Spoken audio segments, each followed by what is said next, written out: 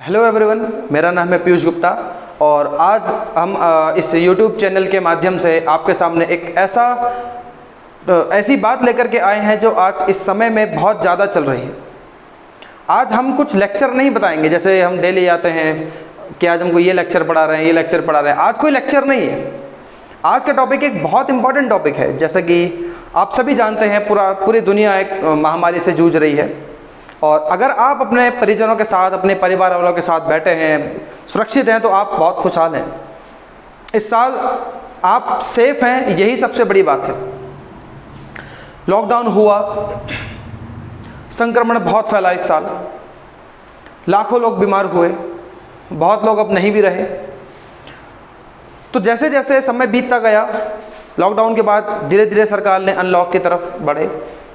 Unlock 1, unlock 2, unlock 3, धीरे धीरे unlock में सब कुछ खोल दिया। लेकिन आज जो चीज़ आज भी बंद है वो है शैक्षणिक संस्थान। जैसे हमारे कोचिंग इंस्टीट्यूट्स हो गए, स्कूल्स हो गए, कॉलेजेस हो गए, ये आज भी बंद है। क्योंकि सरकार देश के भविष्य को खतरे में नहीं डालना चाहती। देश का भविष्य कौन है? आप बच्चे।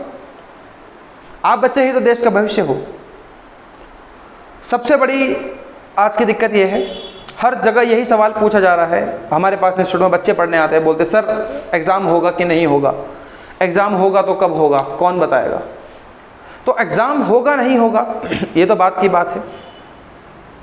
लेकिन यदि एग्ज़ाम नहीं होता है और एग्ज़ाम होता है तो क्या होगा? आप किसी से भी पूछिए कि एग्ज़ाम होना चाहिए नहीं होना चाहिए, यही बोलेंगे कि सर एग्ज़ाम होना चाहिए। कुछ लोग बोलेंगे एग्ज़ाम नहीं होना चाहिए। लेकिन इसका कुछ सॉल्यूशन तो निकले, इसका कुछ पता तो लगे ऐसा क्यों नहीं होना चाहिए, ऐसा क्यों होना चाहिए। अगर कुछ लोग बोल रहे हैं, सरकार बोल रही है कि एग्ज़ाम पोस्टपोन होगा, एग्ज़ाम नहीं होना चाहिए, एग्ज़ाम होना चाहिए, तो वो गलत नहीं है।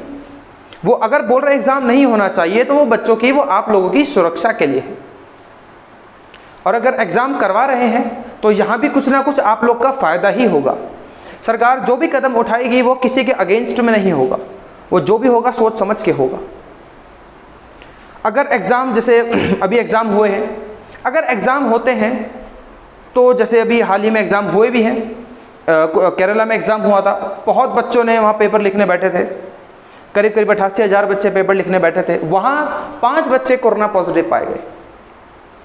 और अभी यूपी में एक बीएड का एग्ज़ाम हुआ है, वहाँ पर भी करीब 38 स्टूडेंट्स जो पेपर लिखने आए थे, ये कोरोना पॉजिटिव पाए गए। तो क्या पेपर कराने का मतलब ये है कि बच्चों की सेहत के साथ हम खिलवाड़ कर रहे हैं? इसका मतलब तो पेपर पोस्टपोन हो जाने चाहिए। जो भी हो, चाहे पेपर कैंसिल हो या पेपर पोस्टपोन हो या पेपर हो, कोई दिक्कत नहीं है। लेकिन हमारा एक सुझाव ये है कि सरकार अगर पेपर करवाती है तो सरकार को यह देखना चाहिए कि सेफ्टी मेजर्स क्या क्या हैं। सरकार को पूरे सेफ्टी मेजर्स के साथ पेपर करवाना चाहिए। और अगर पेपर पोस्टपोन हो जाते हैं, बच्चों की सुरक्षा को देखते हुए यदि पेपर पोस्टपोन हो जाते हैं, तो मैं इस वीडियो के माध्यम से ये बात कहना चाहता हूँ कि अगर पोस्टपोन हो जाते हैं पेपर, तो उन बच्चों का क्या, उन विद्यार्थियों का क्या जो एलिजिबिलिटी क्राइटेरिया से बाहर हो जाएंगे या जो ओवर एज हो जाएंगे। एग्ज़ाम होंगे नहीं होंगे ये बात की बात है। लेकिन हम इतना कहना चाहते हैं कि सरकार एक बार ऐसे बच्चों के बारे में भी सोचे जो एलिजिबिलिटी क्राइटेरिया से बाहर हो जाएंगे।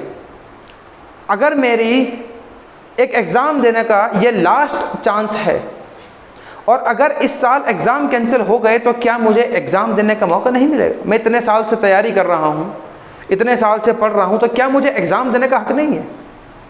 जो बच्चे इतनी फीस भर के पढ़ रहे हैं, कोचिंग इंस्टीट्यूट जा रहे थे, पूरा दिन रात एक कर दिया उन्होंने, अगर एग्ज़ाम कैंसिल हो गए तो उन बच्चों का क्या?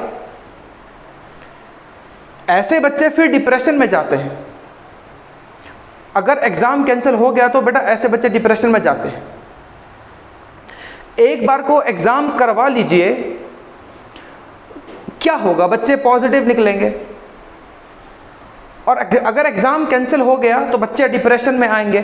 कोरोना की दवाई एक ना एक दिन ज़रूर बन जाएगी, उसका इलाज है, लेकिन जो बच्चा एग्ज़ाम कैंसिल होने से या ओवर एज होने से या एलिजिबिलिटी क्राइटेरिया से बाहर होने से डिप्रेशन में चला गया, उसका कोई इलाज नहीं है। डिप्रेशन की वजह से बहुत लोग चले गए, कितने एक्टर चले गए, आप समझ गए होंगे बात किसकी कर रहे हैं।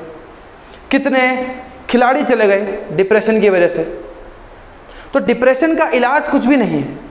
तो यदि बच्चा एग्ज़ाम कैंसिल होने की वजह से डिप्रेशन में जाता है, जिसका पूरा का पूरा भार इसी पे था कि मुझे ये एग्ज़ाम निकालना है, बस मुझे ये नौकरी चाहिए, आगे मेरा परिवार इसी से चलेगा, इन बच्चों का क्या। तो हमारी वीडियो के माध्यम से हम केवल ये बताना चाहते हैं, ये कहना चाहते हैं कि एग्ज़ाम पोस्टपोन कराइए, कोई दिक्कत नहीं, या एग्ज़ाम कैंसिल कराइए, वो सरकार की मर्जी है, लेकिन हर विद्यार्थी के बारे में सोच करके, इस ऐसे वर्ग के विद्यार्थियों के बारे में भी सोचें जो गरीब परिवार से आते हैं, जो इतने साल से तैयारी कर रहे हैं, कहीं उनका भविष्य बर्बाद ना हो जाए, कहीं वो बेरोजगारी के चपेट में ना आ जाए, कहीं उनका परिवार बेरोजगार ना हो जाए।